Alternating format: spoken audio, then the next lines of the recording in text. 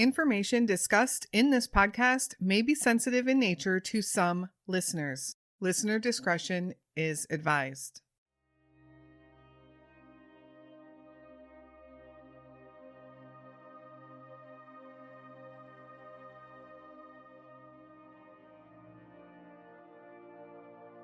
In February of 2021, Nichole Overstreet was born into a very confusing life. A mother who had already lost custody of all her other children, and a father who had a long history of violence and crime. Nichole was born in a home in Kentucky, and after spending a few days in the hospital, she would go home with her father, Shannon Overstreet. Her mother, Julie, having already lost custody of her other children, was not permitted to take Nichole home with her. For a couple of months, things seemed great for Nichole. Shannon, who had left Kentucky and was living in Huntington, West Virginia with Nichole, posted pictures of her constantly on social media and seemed to be a doting and loving father. During that time, Nichole had only one short visit with her mom, and then the unthinkable happened. Shannon received devastating news about the baby he had believed to be his daughter. A custody battle would ensue between Kentucky and West Virginia. Because of this legal issue, Child Protective Services did a check on Nichole at Shannon's home in May of 2021, but Nichole was not there. In fact, Shannon told them that he had handed the baby over to CPS a couple of weeks earlier. West Virginia, however, didn't have Nichole, and after checking with Kentucky, they realized Kentucky didn't have Nichole either. 3-month-old baby Nichole hasn't been seen since. Where is Nichole Overstreet?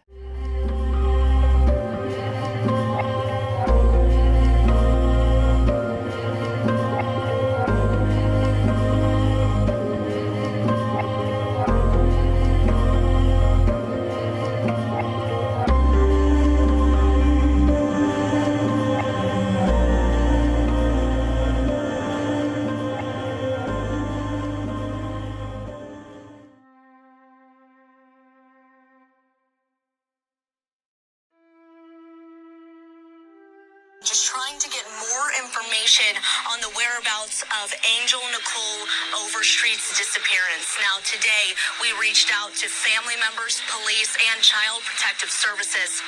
This is all after West Virginia Child Protective Services contacted the police department on Monday, telling them they had been asked to follow up with Nichole's father, Shannon Overstreet, in Huntington, regarding custody issues stemming from Kentucky.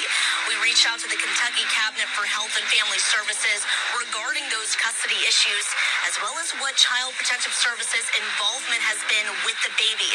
Now, they declined to answer any of our questions because they say they don't comment on matters that may be under investigation. On Wednesday, police say Overstreet was the last person to have the baby. They say he told police he gave the baby to CPS workers a few weeks back, but police say they have no record of that exchange, and the baby is nowhere to be found. Police also acknowledge Overstreet's criminal past, confirming he is now being held in jail on an unrelated warrant, but say he is not a suspect in connection with the baby's disappearance. At this time, we have no specific evidence of foul play, but we are very concerned for the safety of Nichole Overstreet, and we imploringly ask anyone out there who has any knowledge related to her whereabouts to please come forward so that we can find this child and we can verify her safety. Hello, and welcome back to the Where Are They podcast, and another baffling and very sad missing person case. In this instance, a baby girl, only 3 months old. First, a trigger warning. This case involves some violence that is quite extreme. Also, the fact that we are talking about a baby girl, child neglect, and possible abuse can be very triggering. If you are sensitive to any of these topics, this might not be the episode for you. Don't feel bad if you need to click away. This subject matter is difficult. This episode is brought to you by Mercari. Remember, checking out our partners does help support the show. You can also support us by following us on social media and joining us over on Patreon. Links will be in the description.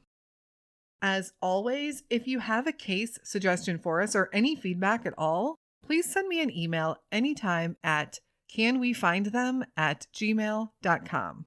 Also, we have so many great supporters out there. I want to thank each and every one of you for staying with us over the last couple of years. If you want these stories but don't want to listen, you can subscribe to have the stories emailed in written form. I will also put that link in the notes for you. The important thing to me isn't how you get these stories, it's just that you get them. The story of Angel Overstreet is another case of a child of the system. In the 22 months that I've been covering missing person cases in missing children, I've done 5 other stories that involved children of the system.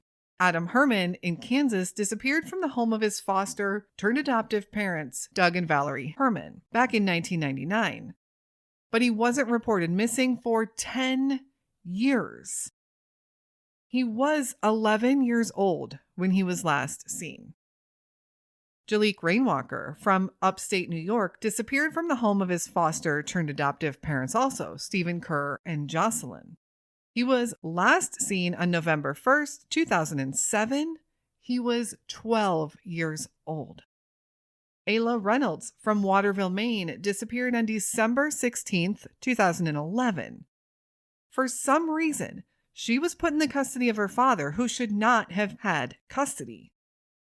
Despite a lot of blood evidence that they would find in the home, he has never been charged with Ayla's disappearance, and Ayla remains missing. She was only 19 months old.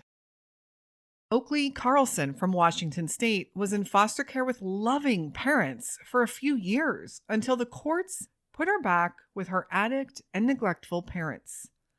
She was last seen alive in February of 2021, but not reported missing until December of 2021, when her sister told a friend that, quote, "Oakley is no more. She ran into the woods and was eaten by wolves," end quote. Oakley was 5 years old. Harmony Montgomery from New Hampshire disappeared sometime between November 28th and December 10th, 2019, but police did not learn of her disappearance for more than 2 years. 2 years. Harmony was in foster care with her little brother when the system had abruptly put her back with her biological father, who was a convicted criminal and an addict.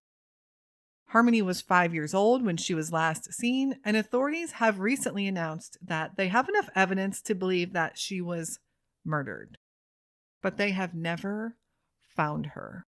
Now, we can add to the list the case of Angel Overstreet. Angel is the youngest of these children. She's only 3 months old when this happened.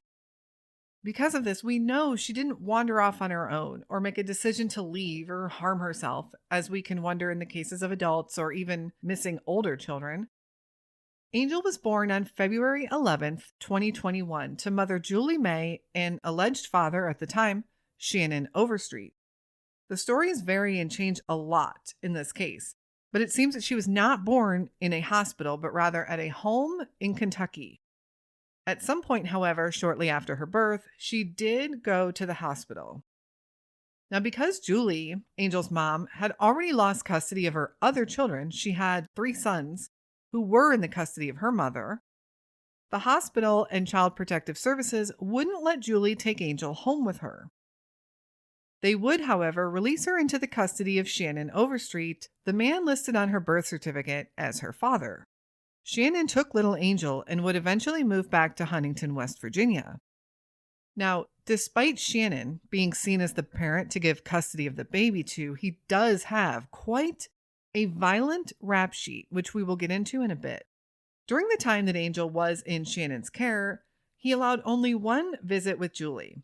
Julie said it was a very short visit, and Shannon was very abrupt with her, obviously not wanting it to happen. Shannon was also posting a lot of photos to social media, photos of Angel. It seemed to everyone that maybe he was changing his ways and was a doting father to Angel. He really seemed to love and care for this little girl.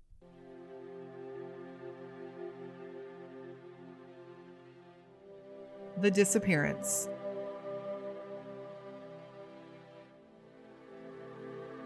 In late April of 2021, with Angel just 6 weeks old, he received news that a DNA test he had taken previously showed that he was actually not Angel's father. A man by the name of Elijah Fry had taken a paternity test as well, and he was identified as the biological father. Right after that, Elijah filed for custody of Angel. Shannon did post this on social media and was seemingly devastated to learn that Angel was not his daughter. Yet he vowed to continue loving and caring for her as if she was. He said he would not give up on her. Child Services of West Virginia were asked to do a welfare check on Angel by the Kentucky authorities in relation to this custody suit.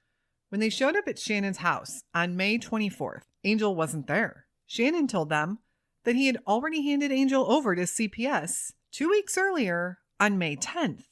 And sure enough, Shannon's Facebook revealed that on May 11th, he posted a status update stating that authorities had come and taken Angel away from him. And he was heartbroken.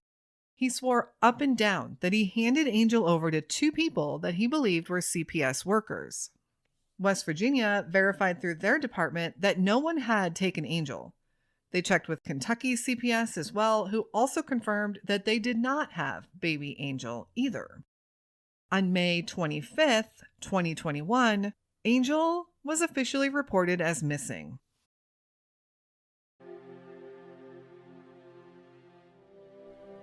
The search and investigation.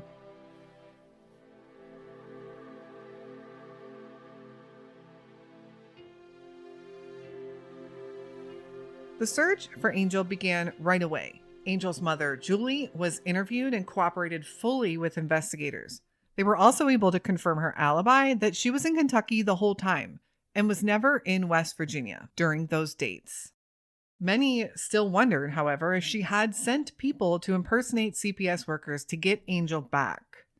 Yet Julie remained adamant that she had nothing to do with it, and those around her said she was heartbroken and devastated also to learn about Angel's disappearance. As authorities investigated Shannon further, they learned of a dark and troubled past. In fact, he would be arrested for a crime that he allegedly committed against his own mother. Warning: this was a brutal attack. He was charged with felony malicious wounding and battery for severely beating his own mother, dragging her by the hair across the yard. She had to be hospitalized for quite some time and was treated for bleeding in the brain. Prior to this, Shannon also has several criminal arrests for multiple violent offenses, including forcibly tattooing his name on one of his ex-girlfriends. The guy has a crazy rap sheet. Law enforcement began searching a home that he had known to be staying at, and they searched a property that he owned in Kentucky. The property in Kentucky did have a pond, which authorities did drain and searched on June 23rd, 2021. Nothing was found at either of these locations, however. The home in Kentucky that they had searched and the location of the pond was in Olive Hill, Kentucky, about a 45-minute drive from Huntington, West Virginia. And it's a very rural drive at that. Law enforcement also obtained a search warrant for his electronic devices. They were able to confirm through his phone that the last known time Angel was known to be with her father was May 1st, 2021. They were unable to confirm anything beyond that date. And remember, Shannon himself posted on Facebook on May 11th, stating that Angel was taken from him the day before, May 10th, by CPS workers. There are a lot of discrepancies on these reports of her disappearance as far as her missing date. Many sources have it listed as May 7th or 8th, although I'm not 100% sure why, as the last time authorities can confirm her being anywhere with someone, Shannon, was May 1st. And Shannon himself admits he handed her over on May 10th. So I can only surmise that she vanished sometime between May 1st and May 10th. Is that important? Sure. If someone out there had seen her after May 1st, they need to come forward. or even if someone had seen Shannon during that time frame. There might be information there that can help law enforcement. Angel's case did make local media a little bit and was pretty active on social media as well, at least locally and for a little while. Vigils were held by the community and people continued to wonder what happened to little Angel. Law enforcement gave a brief statement in December of 2021, 7 months after she was reported missing, and they said that they are still actively investigating this case. It is still an open case and is far from being considered a cold case. In March of 2022, Shannon would be indicted by a grand jury for attempted murder against his mother. His mother currently resides in a nursing home, at least the last that I was able to find out. Not much more has been released about the case or the investigation or the search, any details at all. Shannon does remain in custody, and Julie continues to wonder where her baby is. If Angel is still alive, she would be 18 months old and would certainly look a lot different than the photos that we have of her at 3 months old. Let's recap the timeline of events here. And a shout out to the Facebook group Angel Nichole Overstreet, missing May 2021, and their very active group members for confirming this timeline of events. Please go join that group if you're interested in supporting the search for Angel and keeping tabs on what's going on. February 11th, 2021. Angel is born to mom Julie May in a home in Kentucky. She would then go to the hospital where she would stay for about a week. February 16th, 2021. Shannon Overstreet takes Angel home with him. Julie had listed Shannon as the baby's father. March 11th, 2021. This would be the last day that Julie saw Angel during a visit when Shannon had brought her over. Julie said this visit lasted about 45 minutes. March 12th, 2021. Shannon assaulted his mom, Connie Overstreet, during the violent attack described earlier. March 2021. Shannon takes a DNA paternity test. March 19th, 2021. Shannon posted those DNA results to social media that showed he was not Angel's biological father. Shannon was devastated. March 24th, 2021. Shannon posted that he had received a message from Angel's biological aunt wanting custody of Angel. April 14th, 2021. A paternity complaint was officially filed against Shannon Overstreet and Julie May by Elijah Fry, who was determined to be Angel's biological father. May 1st, 2021. Shannon would post his last photo of Angel on his Facebook page. May 7th, 2021. Text messages between Julie and Shannon show that Shannon left Angel with a friend to babysit for a couple of days. There has been no other information regarding that or who that friend was. May 11th, 2021. Shannon posted on his Facebook that CPS took Angel from him on the day before, May 10th, 2021. May 24th, 2021. CPS of West Virginia contacted the Huntington Police Department, letting them know of the situation with Shannon and Angel. They told law enforcement that Shannon claimed to have handed Angel over to CPS, but both Kentucky and West Virginia departments claimed that they did not have the child. May 24th, 2021. Shannon Overstreet was taken into custody, charged with assault and battery and malicious wounding against his mother. No charges were filed in connection with Angel's disappearance. Shannon Overstreet's residence and various electronic devices and his vehicle were all searched. May 25th, 2021. Huntington police officially record Angel as missing. Her case did not qualify for an Amber Alert, largely because they didn't have any specific information as far as who could have taken her or a vehicle that she could be in. And they cited the timeline as a reason for that as well, as she could have been missing for several weeks. June 23rd, 2021, the pond on the property that Shannon owns in Olive Hill, Kentucky, was drained and searched, but nothing has been reported from that search. It is not believed that authorities found anything. March 2022, Shannon was indicted by a grand jury for attempted murder against his mother and remains in custody.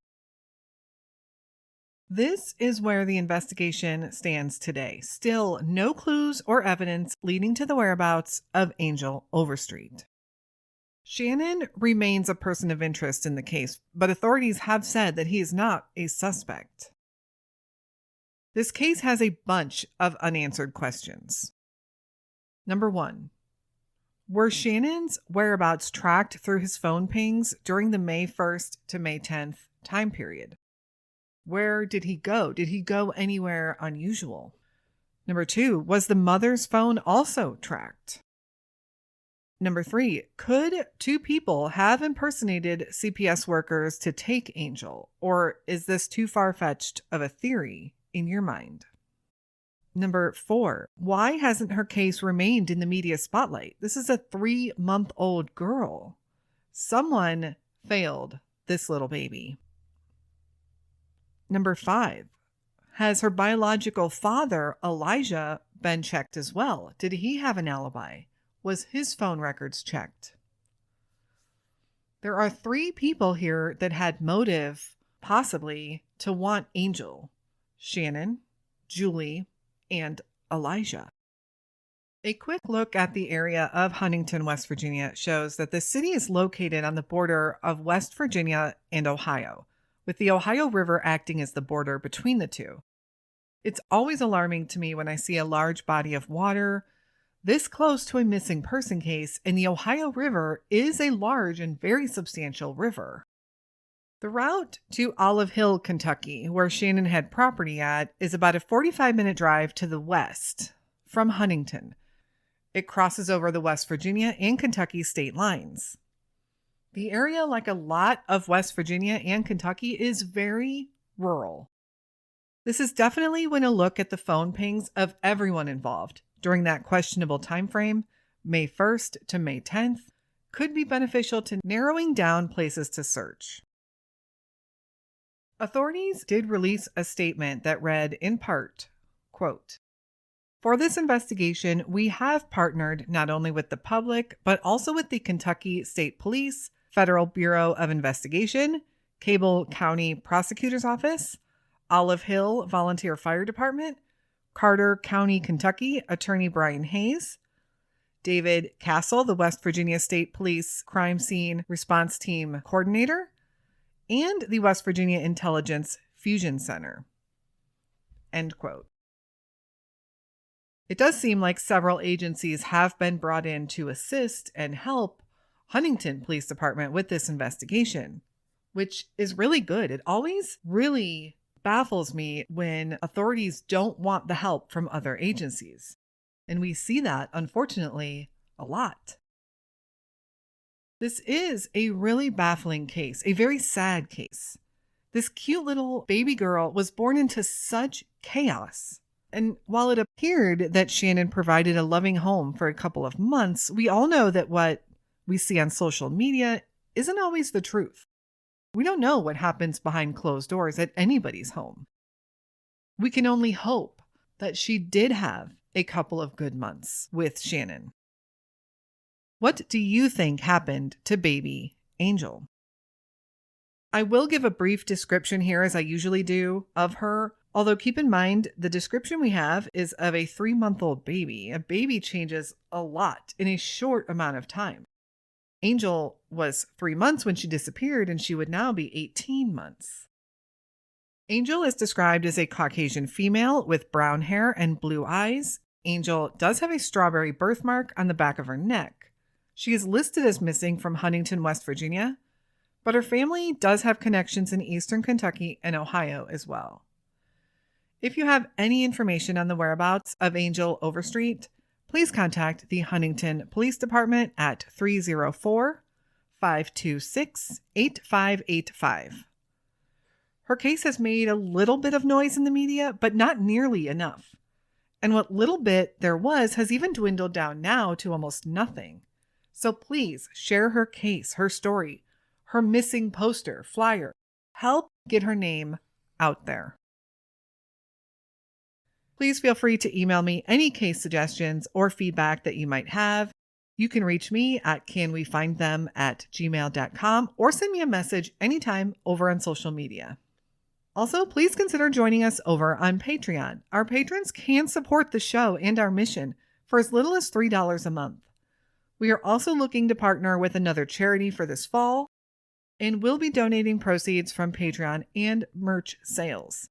If you want to recommend a charity that we can partner or work with, please send that over to me in an email as well. A big thank you to this episode's partner, Mercari.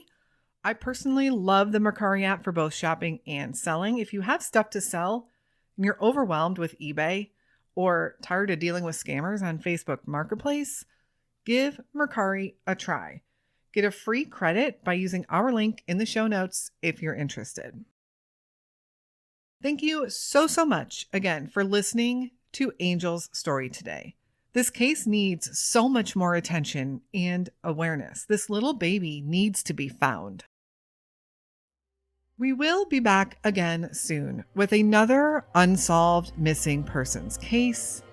And until then, stay safe and hug your loved ones.